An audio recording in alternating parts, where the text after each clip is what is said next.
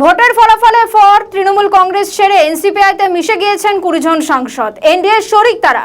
Speaker Om Birla মান্যতা না দিলেও এনডিএর শরিকি বৈঠকে যোগ দিয়েছিলেন কাকলির শতাব্দীর সায়নীরা। তবে ওই বৈঠকে 3 সাংসদের অনুপস্থিতি ঘিরে ঝড় জল্পনা শুরু হয়েছে। খলিলুর রহমান, আবু তাহের খান, ইউসুফ খান ছিলেন না বৈঠকে। এই বৈঠকের পর এনসিপিআইকে ফের একবার কটাক্ষ করেছেন কুণাল ঘোষ। কি বললেন?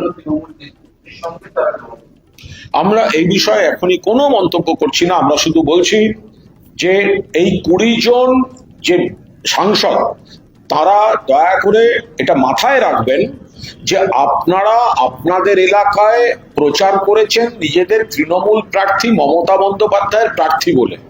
আপনাদের ভোটে জেতাবার জন্য প্রচারে গেছিলেন মমতা বন্দ্যোপাধ্যায়, তার ছবি ব্যবহার করেছেন, তার দল, তার প্রতীক। নিজেরাও কথায় কথায় একটা ভাষণের মধ্যে 14 বার করে মমতা বন্দ্যোপাধ্যায়ের নাম বলে মানুষকে বুঝিয়েছেন আপনি মমতা বন্দ্যোপাধ্যায়ের প্রতিনিধি, এবং বিজেপি বিরোধী মানুষ আপনাদের ভোট দিয়েছে। এখন আপনি শুধু মমতা বন্দ্যোপাধ্যায় বা তৃণমূল কংগ্রেসের সঙ্গে বেইমানি করছেন না, আপনি বেইমানি করছেন প্রত্যেকটি ভোটারের সঙ্গে যারা বিজেপির বিরুদ্ধে ভোট দিয়েছিলেন।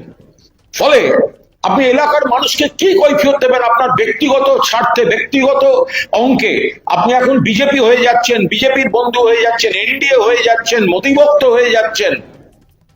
এটা মানুষ বোঝে যে তাদের ভোট নিয়ে আপনারা তাদের সঙ্গে প্রতারণা করছেন। এবার সিদ্ধান্ত সেই সাংসদদের যে আপনারা মানুষের সঙ্গে, ভোটারের সঙ্গে প্রতারণা করবেন নাকি মানুষ যে রায় দিয়েছিল আপনারা সেই রায়কে সম্মান দেবেন।